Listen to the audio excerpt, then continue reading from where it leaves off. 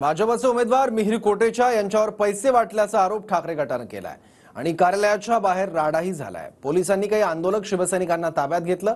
त्यानंतर उद्धव ठाकरेंनी पोलिसांना इशारा दिलाय। पाहूया।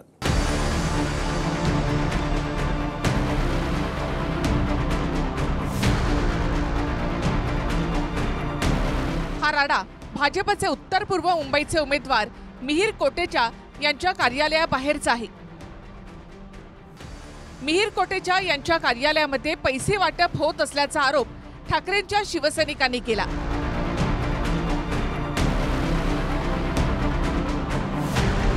त्यानंतर तात्काळ स्वतः उपमुख्यमंत्री देवेंद्र फडणवीस कार्यालयामध्ये आले, तर पोलिसांनी कोटेचा यांच्या कार्यालयाबाहेर घोषणा देणाऱ्या उद्धव ठाकरेंच्या शिवसैनिकांना ताब्यात घेतलं। त्यावरून आता उद्धव ठाकरेंनी थेट पोलिसांनाच इशारा दिलाय।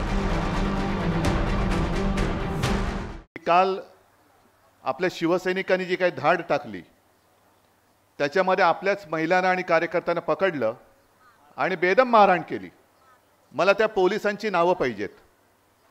बघतो मी पुढे काय करायचं ते। मला पोलिसांची नावं पाहिजेत आणि पोलिसांना सुद्धा सांगतोय की तुम्ही भाजपचे किंवा फडणवीसचे नोकर नाही आहात। तुम्ही जनतेचे सेवक आहात, मित्र आहात। हे सरकार तर जाते नक्कीच। उद्या आमचं सरकार आल्यानंतर तुमचं काय करायचं तो निर्णय मी घेतल्याशिवाय राहणार नाही। हा पोलिसांना मी जाहीर इशारा देतोय। उद्धवजी बघून घेण्याचा अर्थ काय होतो? बघून घेण्यासाठी का तुमच्या उभाटा गटातली उरलेली शाखा आहे का? आणि म्हणून या भाषा बरोबर नाही आणि उत्तर द्यायचं झालं तर या भाषेतनं आम्ही देऊ। पोलिसांनी आपलं काम करावं आणि चोर मचाए शोर या पद्धतीचा कारभार उद्धवजींचा चालू आहे। शुक्रवारी रात्री दादरच्या शिवाजी पार्कमध्ये एकीकडे पंतप्रधान मोदींच्या उपस्थितीमध्ये सभा जेमतेम संपली होती। त्याचवेळी मुलुंडमध्ये ठाकरेंच्या शिवसैनिकांनी भाजपचे उमेदवार मिहिर कोटेचा यांच्या कार्यालयामध्ये पैशांचा खेळ सुरू असल्याचा आरोप केला। आम्ही आल्यानंतर 100 नंबरला फोन दाबला की असा प्रकार चाललाय। त्याच्यानंतर 100 पोलीसवाले आले तिकडे। त्याच्यानंतर निवडणूक आयोगाची लोक आली। 2 लाखाची कॅश फक्त पकडली। सिनियर साहेब त्याला साक्षीदार आहेत। सिनियर साहेबांच्या हातात 2 लाखाचे रुपये होते ह्याच्या हातात।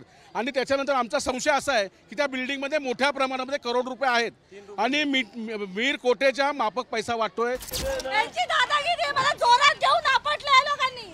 माझी बहीणला फटके दिले पोलिसने। फटके बसच्या आतमध्ये पोलीस मध्ये आम्हाला पोलीसवर ऍक्शन पाहिजे। दादागिरी करतात ते, ढकलतात ते। ठाकरेंचे शिवसैनिक कोटेचा यांच्या कार्यालयाबाहेर जमल्यानंतर भाजपचे कार्यकर्ते सुद्धा एकवटले आणि त्यांनी ही घोषणाबाजी सुरू केली।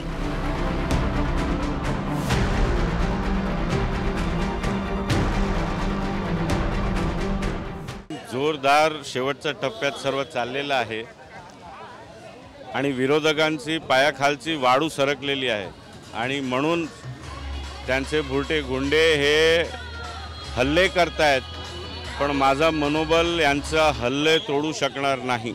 मी जनतेला आवाहन केलंय की याचा रिॲक्शन मताच्या रूपामध्ये द्यावं। मुलुंडमध्ये दोन्ही पक्षांचे कार्यकर्ते आमनेसामने आल्यानंतर तणाव निर्माण झाला।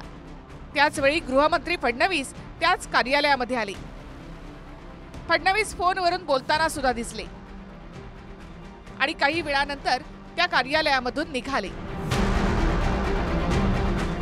मिहिर कोटेचाचे पैसे पकडले बरं का? हा आचारसंहितेचा भंग आहे। पैसे वाटप करून तुम्ही इथे दबाव आणताय, दादागिरी करताय। डेप्युटी सीएम गृहमंत्री चोरीच्या मालाला संरक्षण द्यायला या भागामध्ये येतो। जेथे जेथे चोरीचा माल, दरोड्याचा माल, तेथे तेथे फडणवीस। जेथे जेथे 40 आमदारांचं 50 खोकी 100 खोकी, तेथे तेथे देवेंद्र फडणवीस हे चोरांचे सरदार आहेत। चोरांचे सरदार कोणा या महाराष्ट्रात बघितलं आहे? उद्धव ठाकरे मुख्यमंत्री असताना संपूर्ण सरकार लुटलं गेलं। 35 वर्ष महानगरपालिका लुटल्या गेली। देवेंद्रजी मुख्यमंत्री झाल्यानंतर मुंबईचा आणि आता पुन्हा एकनाथजीच्या नंतर महाराष्ट्राचा आणि मुंबईचा विकास होतो आहे। आपण बघा मुंबई बदललेली आहे, हे उद्धव ठाकरेंनी नाही बदलवली. उत्तर पूर्व मुंबईमध्ये भाजप विरुद्ध ठाकरेंची शिवसेना असा थेट सामना आहे. मिहिर कोटेचा यांच्या विरोधात ठाकरेंच्या शिवसेनेकडून संजय दिना पाटील आहेत. मात्र मतदानाच्या 2-3 दिवसांआधीच पैसे वाटपाचा आरोप ठाकरे गटानं केला. दुसरीकडे ज्या वस्त्यांमधून आपल्याला मतदान होणार नाही अशा ठिकाणी भाजपकडून तिथल्या मतदारांच्या वोटांवर आधीच शाई लावली जाते असा सनसनाटी आरोप उद्धव ठाकरे यांनी केला. काही ठिकाणी अशा तक्रारी आल्यात, ज्या तक्रारी आम्ही निवडणूक आयोगाकडे गेलेल्या आहेत, की ज्या वस्त्यांमधनं मतदान होण्याची शक्यता भाजपला कमी वाटते, तिथल्या काही लोकांना आधीच ते बोटाला शाई लावतायत. म्हणजे ही शाई बाहेर आली कशी, तो एक निवडणूक आयोगाकडे आम्ही प्रश्न उपस्थित केलेला आहे.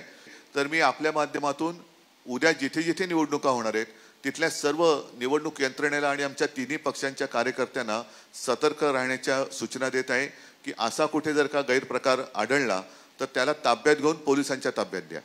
ईव्हीएम मशीनचा विषय संपला तर ज्या भागामध्ये निवडणुका मतदान झालं तिथल्या टक्केवारीवर मग हे लोक गेले सुप्रीम कोर्टात ईव्हीएम मशीन बदला हे सांगण्यावर आणि आता आले बोटाच्या शाईवर.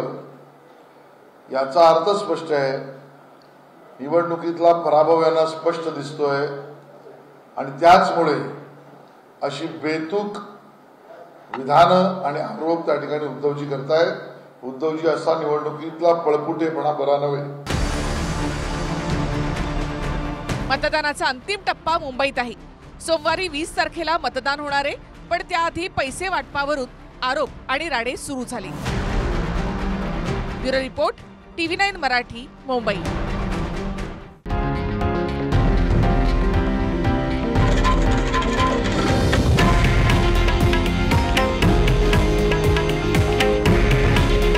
हे आहे देशातील नंबर 1 न्यूज नेटवर्क आणि आपण पाहत आहात TV9 मराठी. काळजी तुमची, हित महाराष्ट्राचं.